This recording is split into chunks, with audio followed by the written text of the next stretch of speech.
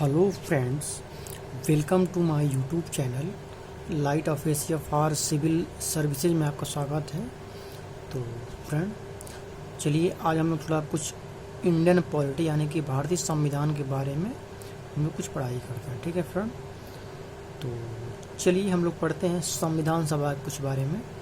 और संविधान सभा के बारे में कुछ ऐसे पढ़ेंगे जैसे इसमें पॉइंट वाइज हम लोग पढ़ेंगे। ठीक है, तो देखिए फ्रेंड, इसमें देखिए 9 दिसंबर 1946 को संविधान सभा की पहली बैठक हुई। ठीक है, मैंने क्या बोला, 9 दिसंबर 1946 को संविधान सभा की पहली बैठक हुई, जिसमें 13 दिसंबर 1946 को जवाहरलाल नेहरू ने सभा में ऐतिहासिक उद्देश्य प्रस्ताव पेश किया।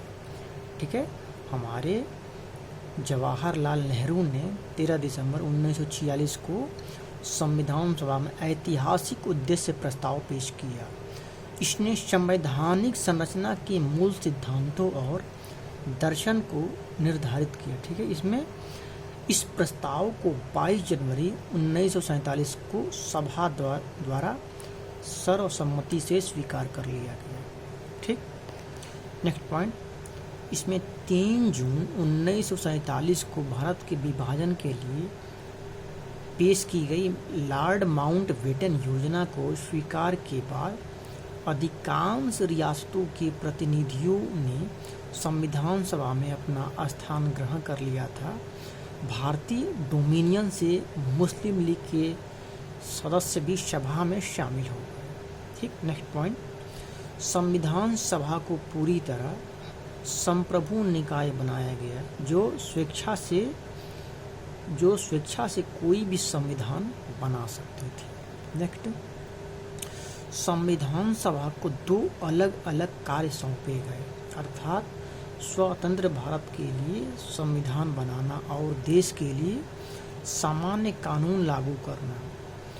जब भी सभा की बैठक संविधान सभा के रूप में होती थी तो इसकी अध्यक्षता डॉक्टर राजेंद्र प्रसाद करते थे, तथा जब बैठक बतौर विधायिका होती थी तो इसकी अध्यक्षता जीवी मावलंकर करते थे। ठीक है, मैंने क्या बोला, जब भी बैठक बतौर विधायिका होती थी तो इसकी अध्यक्षता जीवी मावलंकर करते थे। पाकिस्तान में शामिल हो चुके क्षेत्रों से संबंधित मुस्लिम लीग के सदस्य भारतीय संविधान सभा से अलग हो गए। इसके परिणाम स्वरूप 1946 में कैबिनेट मिशन योजना द्वारा 1946 में कैबिनेट मिशन योजना द्वारा विधान सभा की मूल रूप से निर्धारित की गई 389 सीटें अब घटकर 299 रह गई। नेक्स्ट, संविधान के निर्माण और सामान्य कानूनों को लागू करने के अलावा संविधान सभा ने निम्नलिखित कार्य भी किए। और ये क्या कार्य किए, इसने मई 1949 में राष्ट्रमंडल में भारत की सदस्यता का सत्यापन किया। ठीक, नेक्स्ट, इसने 22 जुलाई 1947 को राष्ट्रीय ध्वज को अपनाया। 24 जनवरी 1950 को राष्ट्रगान को अपनाया। ठीक है, 24 जनवरी 1950 को राष्ट्रीय गीत को अपनाया। 24 जनवरी 1950 को डॉक्टर राजेंद्र प्रसाद को भारत के पहले राष्ट्रपति के रूप में चुना गया। ठीक है, 24 जनवरी 1950 को डॉक्टर राजेंद्र प्रसाद को भारत के पहले राष्ट्रपति के रूप में चुना गया। कुल मिलाकर 2 साल 11 महीने और 18 दिनों में संविधान सभा की 11 बैठकें हुई। 24 जनवरी 1950 को संविधान की अंतिम बैठक हुई थी। इसके बाद सभा ने 26 जनवरी 1950 से 1951-52 में हुए आम चुनाव के बाद बनने वाले नई संसद के गठन तक भारत की अंतरिम संसद के रूप में काम किया। तो फ्रेंड्स, 24 जनवरी 1950 लगभग 4 डेट इम्पॉर्टेंट है।